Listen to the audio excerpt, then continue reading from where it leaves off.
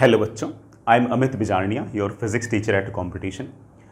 जिन बच्चों ने भी जेई मेन और जेई एडवांस के एग्ज़ाम क्लियर किए हैं, हालांकि जेई एडवांस का एग्ज़ाम के भी रिजल्ट आने बाकी हैं, बट फिर भी आपको हल्का फुल्का आइडिया तो है कि आप कहाँ लोग स्टैंड होने वाले हैं। उन सभी बच्चों की अब जोसा की काउंसलिंग स्टार्ट होने वाली है और शेड्यूल के हिसाब से 16 अक्टूबर से शायद वो स्टार्ट हो जाएगी।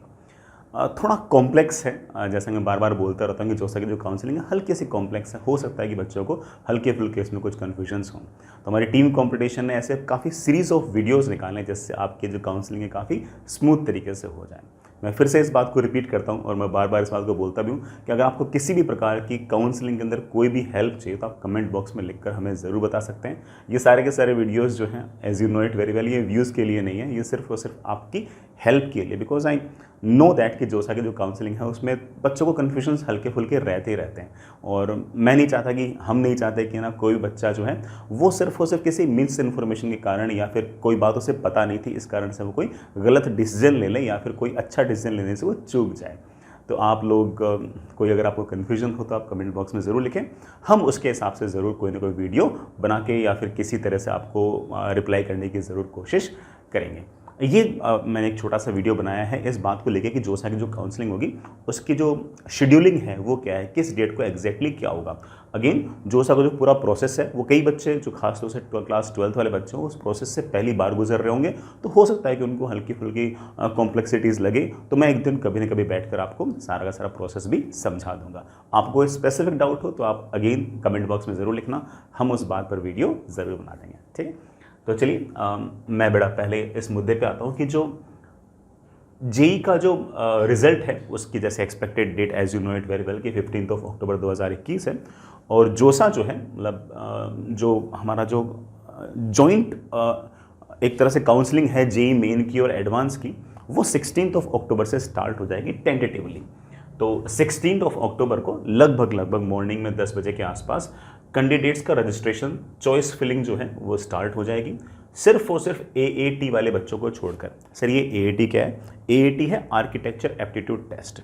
इंडिया के अंदर आर्किटेक्चर के जो बेस्ट दो कॉलेज हैं they are IIT Kharagpur and IIT Roorkee. उनके अंदर आप डायरेक्ट सिर्फ और सिर्फ जेई एडवांस का एग्जाम सिर्फ देकर आप उनके लिए एलिजिबल नहीं हो सकते। आईआईटी जेई एडवांस का एग्जाम देना जरूरी है, उसके साथ साथ आपको एक एएटी का एग्जाम भी देना पड़ता है। सर ये कब होगा? बेटा ये जो एग्जाम है इसका फॉर्म भर पाओगे जैसे ही जेई एडवांस का रिजल्ट आएगा उसके जस्ट बाद, उसी दिन आप उसका फॉर्म भर सकते हो और फिर 2 या 3 दिन बाद उसका एग्जाम आप किसी भी नियरेस्ट आईआईटी जाकर दे सकते हो, वो शेड्यूल आपके पास आ जाएगा। तो एएटी वाले बच्चों को छोड़कर सब सारे के सारे जो ऑप्शंस हैं वो बेटा आप 16 अक्टूबर से फिल कर सकते हो। रजिस्ट्रेशन जो होगा वो जोसा की वेबसाइट पर होगा। जिन बच्चों ने बेटा जोसा की वेबसाइट नहीं देखी मैं उनको बता दूं, दैट इज josa.nic.in। इसका यूजर नेम और पासवर्ड वही है जो आपका जेई मेन का था, जेई मेन का था। और चॉइस फिलिंग जो है वो आप स्टार्ट कर सकते हो। चॉइस फिलिंग में आप आईआईटीज़ एनआईटीज़ सबको बड़े आराम से मिक्स कर सकते हो। जिन बच्चों ने सिर्फ और सिर्फ जेई मेन क्लियर किया उनके पास सिर्फ और सिर्फ जेई मेन के ऑप्शन आएंगे। जिन बच्चों ने जेई मेन और एडवांस दोनों क्लियर किया उनके पास आईआईटीज़ और ट्रिपल आईआईटीज़ और एनआईटीज़ सबके ऑप्शन आएंगे। ठीक है, तो चॉइस फिलिंग आप उसको स्टार्ट कर सकते हो।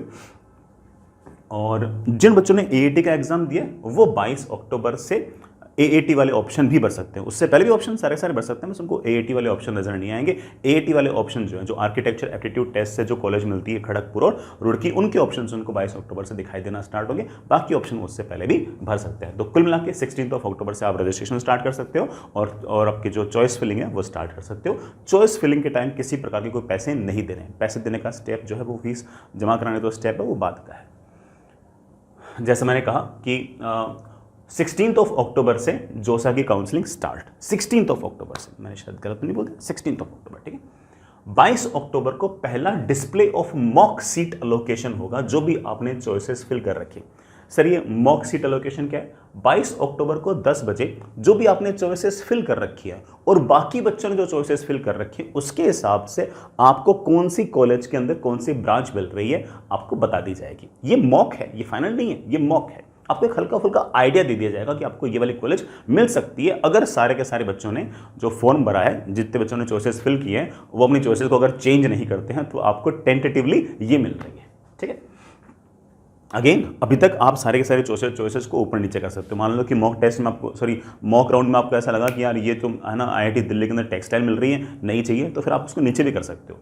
तो ये जो मॉक सीट एलोकेशन है ये फाइनल सीट एलोकेशन नहीं है, ये सिर्फ एक आपको आइडिया देगी कि आपकी चॉइसेस के हिसाब से आपको क्या रफली मिल सकता है। आप अभी भी अपनी चॉइसेस को चेंज कर सकते हो। तो 22 अक्टूबर को आप एक बार मॉक सीट एलोकेशन होगा। फिर आपने जैसे ऑप्शन चेंज किए, फिर बाकी बच्चों ने भी ऑप्शन चेंज किए, उसके बाद 24 तारीख को फिर से एक मॉक सीट एलोकेशन होगा।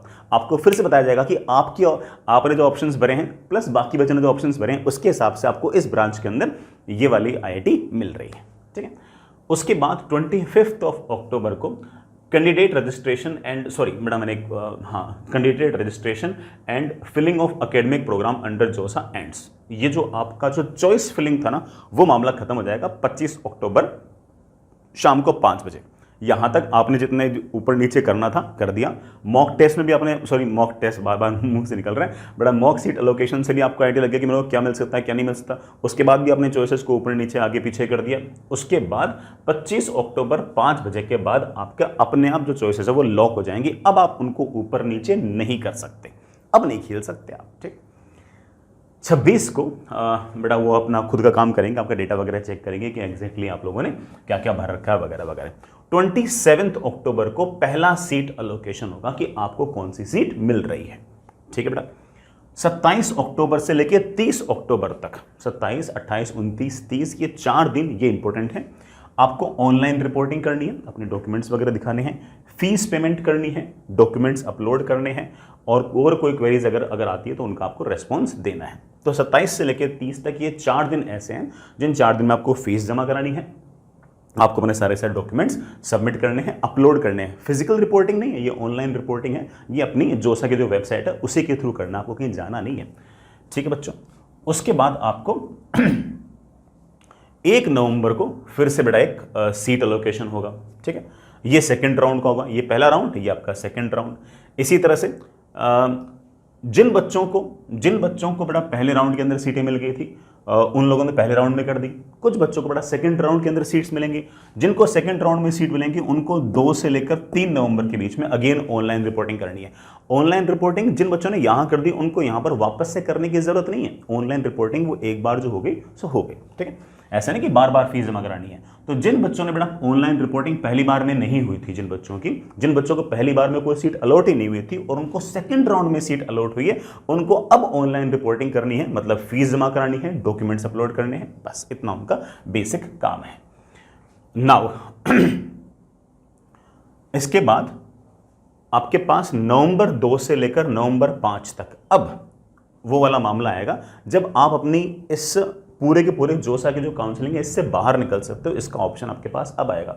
भले आपने फीस जमा करा दी हो, भले आपने जोसा के अंदर जो फीस थी वो जमा करा दी और आपको लगता है कि यार जो चॉइसेस मेरे को मिल रही है मुझे चॉइसेस चाहिए नहीं, मैं तो है ना बिट जाऊंगा या फिर जेसीए की जो काउंसलिंग है उसके थ्रू जाऊंगा या फिर मैं तो ड्रॉप करूंगा, तो आप वापस से सीट को विड्रॉ कर सकते हो 2 नवंबर से 5 नवंबर के बीच में। हालांकि विड्रॉ आप बाद में भी कर सकते हो, लेकिन विड्रॉ जो है आप वो 2 नवंबर से स्टार्ट हो जाएगा विड्रॉ का प्रोसेस।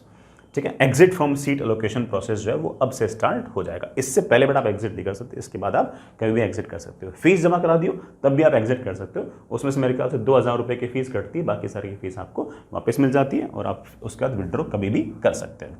फिर उसके बाद अगेन बेटा राउंड 3 राउंड 4 इस तरह से लगातार चलते जाएंगे। जो राउंड 3 का सीट एलोकेशन है वो 6 नवंबर है और उसकी ऑनलाइन जो रिपोर्टिंग है वो 7 से लेकर 8 नवंबर। अगेन बेटा इस बात को बोल दूं कि जो 3rd राउंड की जो रिपोर्टिंग है ये हर बच्चे के लिए नहीं है, ये उन बच्चों के लिए जिनको राउंड 1 और राउंड 2 के अंदर कुछ नहीं मिला था और राउंड 3 में कुछ मिला और पहली बार उनको रिपोर्ट करना पड़ रहा है। ठीक है। बार बार नहीं रिपोर्ट करना आपको।